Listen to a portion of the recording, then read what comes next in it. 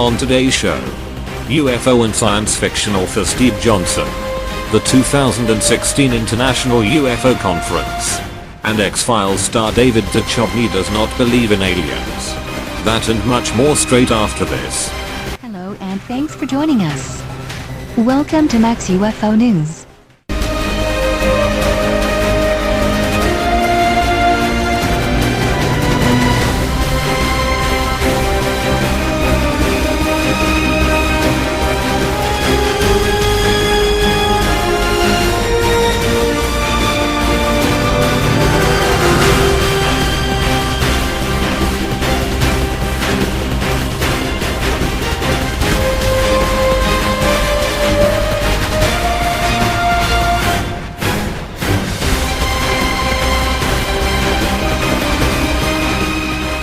Hello and welcome to February's edition of Max UFO News. Don't forget you can submit material to the show. I will provide a link in the YouTube description box below. Should you enjoy this month's episode, please leave a thumbs up as it does help the channel out. Steve Johnson, UFO and science fiction author, is our first item today, and as always, Alice has all the details. Steve Johnson's interest in UFOs began in his childhood, when his brother handed him a picture book on the subject. Already a fan of science fiction, he would maintain his interest in unidentified flying objects through to adulthood. Steve Johnson wrote a book, titled Mercury Rapids. It is a science fiction adventure, heavily influenced by UFO lore. 2 sequels followed, The Thoth Imperative and The Mountains of Tomorrow. Mercury Rapids is a science fiction trilogy. Steve's website also features articles on UFOs, the paranormal and conspiracies, as well as TV, book and film reviews and original screenplays. After attending the Great British UFO Show in Leeds in 2005, which was organised by former UFO magazine editor, Russell Cullihan, Steve wrote a review for his website. Russell contacted Steve and asked if he would like to join the team for a new print publication called UFO Data Magazine. The magazine ran for 14 issues until closing in 2008. Mr. Johnson contributed many articles for UFO Data and also worked alongside Russell, Philip Mantle and Michael Buckley in producing the magazine. Philip Mantle later contacted Steve and asked if he could write for a new print publication called UFO Matrix. Steve wrote a new column for the first few issues, but personal matters forced him to step away. At around the same time, Steve was approached by Dion Rose, a movie producer based in London, and a contract was agreed for him to write the screenplay for a movie about a real-life alien abduction called A70. Unfortunately, creative differences intervened and the project eventually went elsewhere. No longer writing or actively participating in the UFO field, Steve still has an interest in the subject and his articles can still be found on his website listed in the YouTube description box below. All of Steve's books were published by iUniverse and are available online. Here's a closer look at the Mercury Rapids website.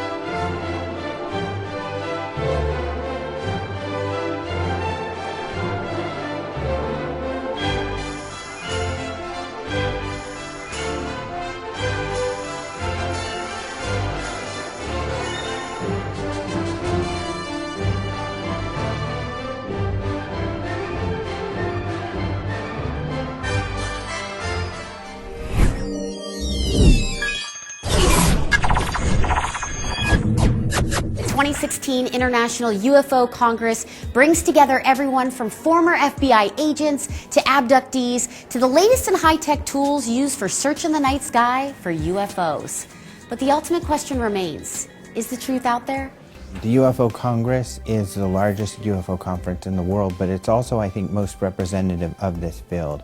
So we take an unbiased stance and we look at the field in general and what's going on out there. It's such an open world and everyone has a different opinion, but that's part of the whole beauty of the UFO community. This is my third year here at the National UFO Congress, and I come here because I'm an experiencer and an abductee.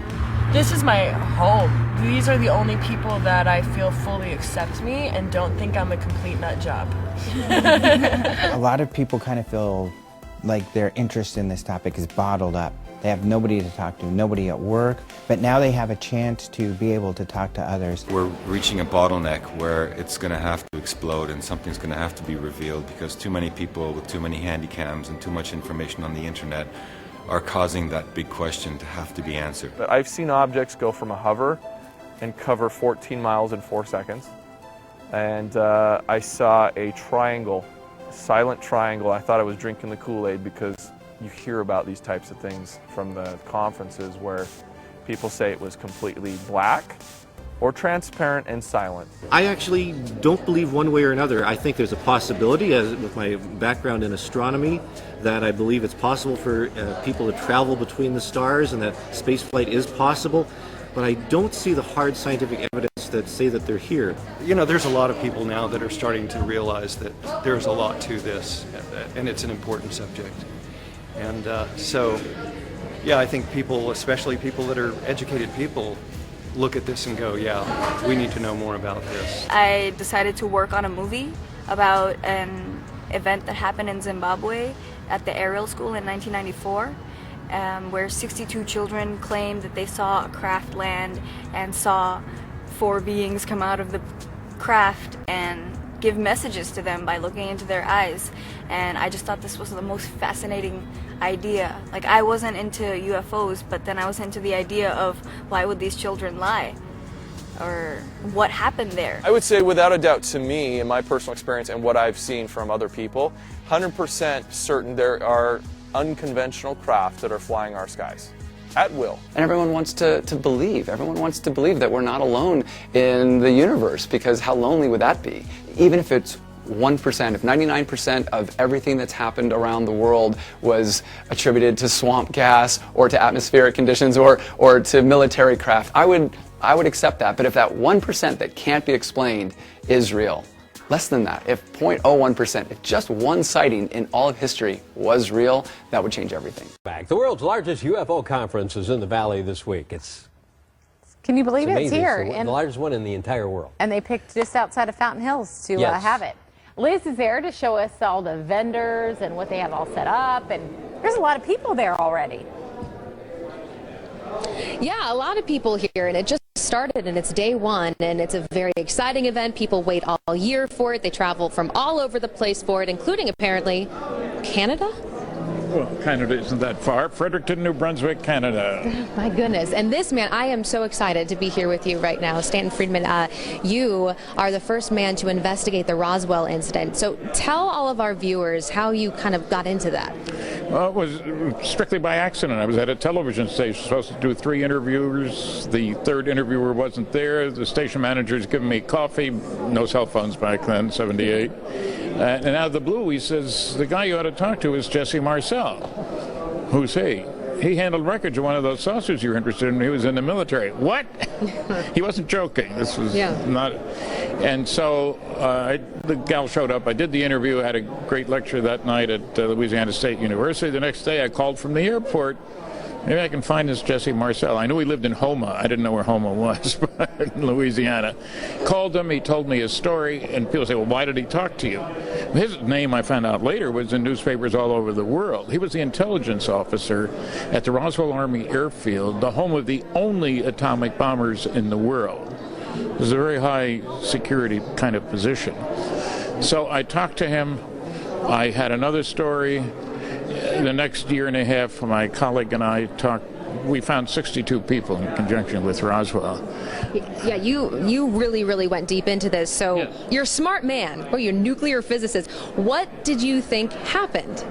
Well, after all this work, all these years, and I've got grayer hair now than I did when I started, I'm convinced that the United States Army Air Force recovered the wreckage of a flying saucer and alien bodies outside Roswell in July 1947. So aliens, for sure. Aliens, for sure, yeah. What we don't know, of course, is what did they want, where were they from, what's going on. The government didn't know either. You can understand they're keeping the lid on this story. Let's face it, in 1947, the world was in terrible shape. We fought the worst war in man's history, 50 million people killed in World War II, you know. Who are these guys? What do they want? Where are they from? Are they working with, they're small, are they working with the Chinese? Or, you know, what do we got to worry about here? Then there's a more practical problem. I'm a nuclear physicist worked on advanced propulsion systems. How do these things work? Wouldn't we like to be able to build something that can go up, down, back, forth, right-angle turns at high speed, no noise, you know? Right. That's pretty attractive from a military viewpoint. Right, that's kind of a similar idea from what, you know, the Phoenix Lights incident and you know, this craft that was able to fly low and silent and be huge at the same time. So yeah, definitely. When you find an extraordinary flying craft, you're interested for military purposes. There's no question about it. And in case people think we don't spend much on things military, this year the military budget on Earth is $1 trillion. $1 trillion, ladies and gentlemen. Whew, a lot of dough. All right, sir. Thank you so much. And you're going to be here, right, until for how long? Through early Sunday. Early Sunday. All right. So if you would like to meet this very smart, very experienced man, you like that? I'm giving you a little plug there. You can come on down, and he's going to be here along with all these other vendors and a lot of other cool experiences here at the UFO conference. Back to you. Okay, thanks, Liz.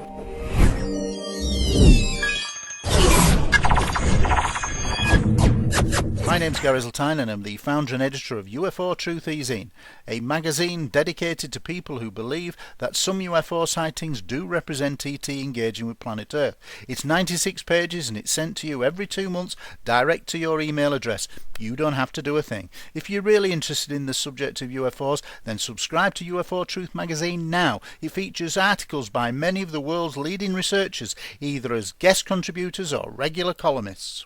A pair of police officer brothers claim to have spotted UFOs hovering in the sky on their way to work. PCSO Simon Ives, 42, said he was walking to a bus stop in Collier Row, Essex, when he saw an alien spaceship. Even more miraculously, minutes after Simon had finished rubbing his eyes in disbelief, his brother then got in touch to say he had spotted another UFO while driving down the M11.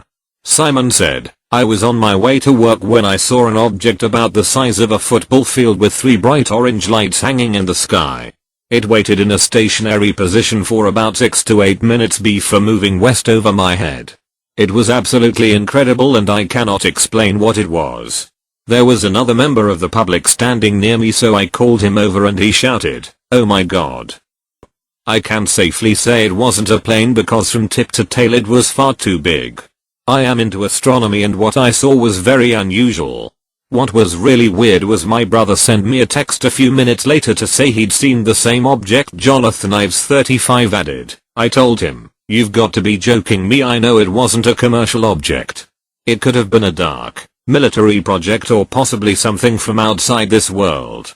I am definitely open-minded to the idea of there being life outside our own planet." Simon, who has served in the Met for 15 years, said, "This isn't the first time I've seen a UFO. In 2011 in Leytonstone I saw something similar that I can't explain." Manchester is Britain's UFO capital, with flying saucers spotted above the city every fortnight. Sightings over the city in the past year include mystery craft, 5 metallic objects in a triangle formation and a red-green ball flying at great speed. According to the Mutual UFO Network, MUFON, there are 23 UFOs spotted in Greater Manchester every year.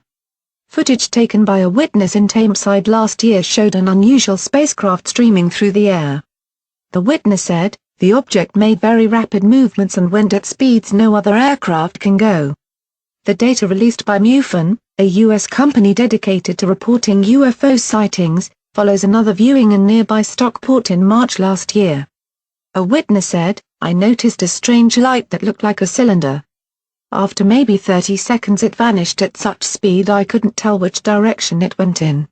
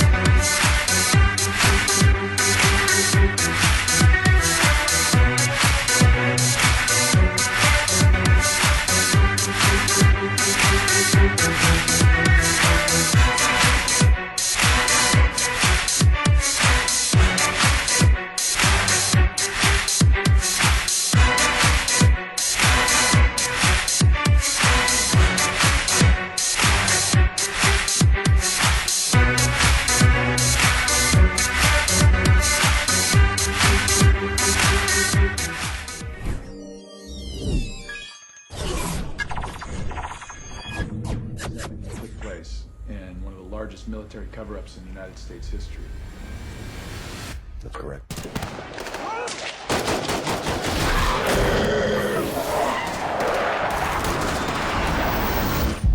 They've been here before. That was in Osaka, Roswell. Those were recon missions. But Phoenix was different. Across the state of mysterious flying objects in the sky and what many are already calling the largest UFO sighting in North America. Congress doesn't even know if this happened. Oh, man! Anything like this? What's that one behind that one there? They were testing our weakness, testing our capabilities. It was only the beginning.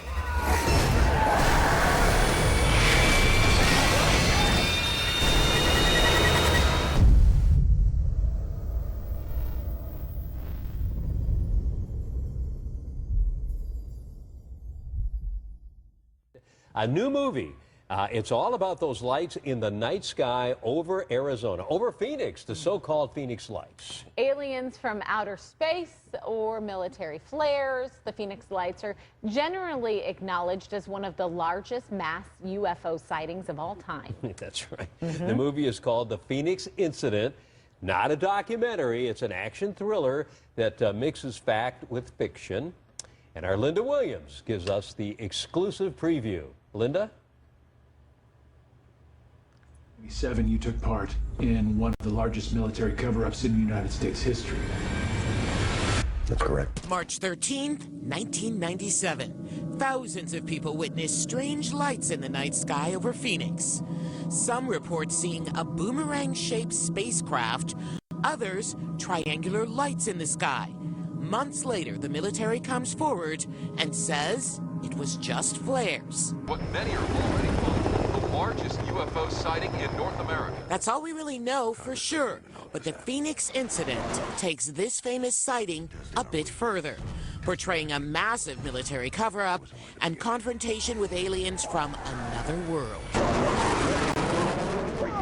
man! Anything like this? What's that one behind that one there? The Phoenix incident is fiction, right? A science fiction thriller. That's correct. Or is it? One thing is clear, it certainly tries to blur the lines between fiction and reality. They've been here before. That was in Osaka, Roswell. Those were recon missions. But Phoenix was different. Phoenix incident director Keith Aram, a Phoenix native, is very familiar with the sightings 19 years ago. He says his movie is a journey into a terrifying reality of what may have happened that night. They were testing our weakness, testing our capabilities. It was only the beginning. Linda Williams, Fox 10 News.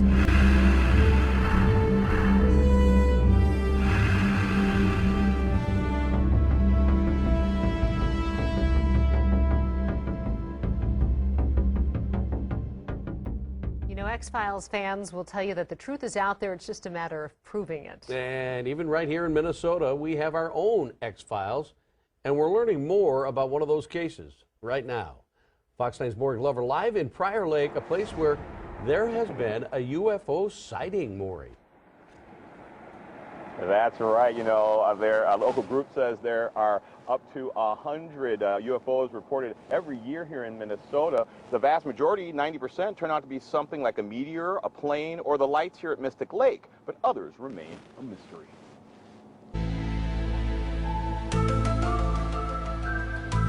TV shows like The X-Files have explored the possibility of UFOs carrying aliens to visit us here on Earth.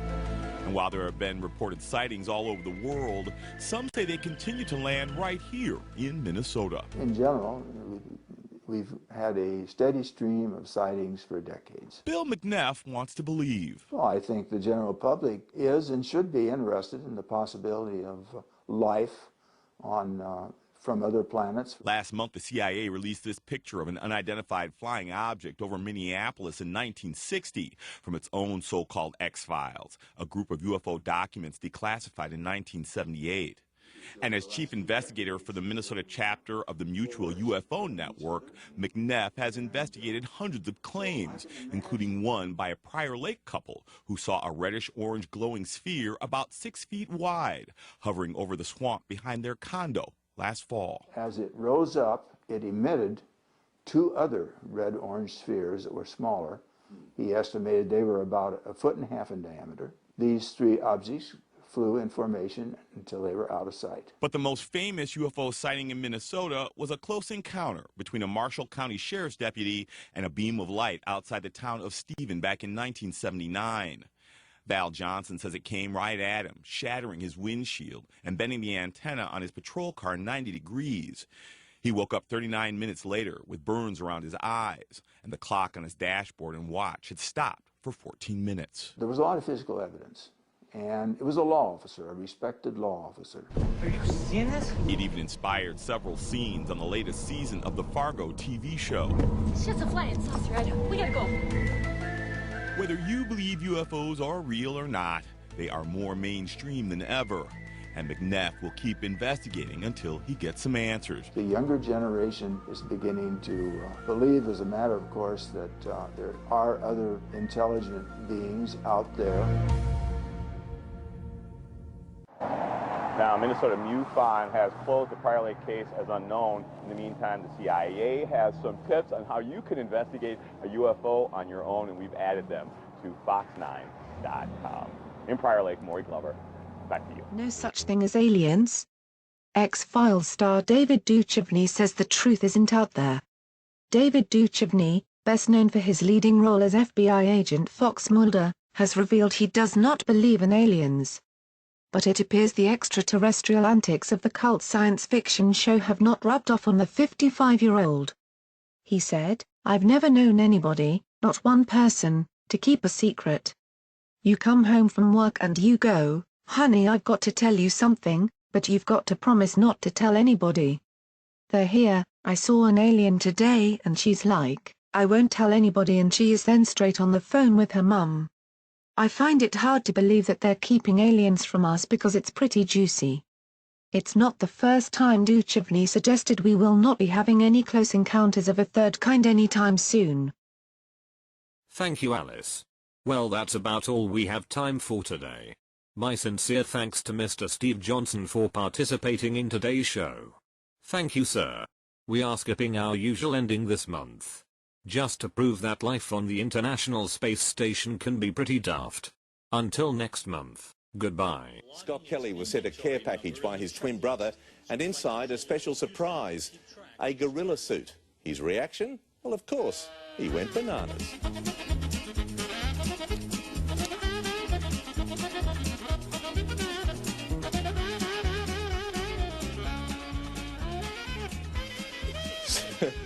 Scott will head back to Earth, gorilla outfit and all, next month.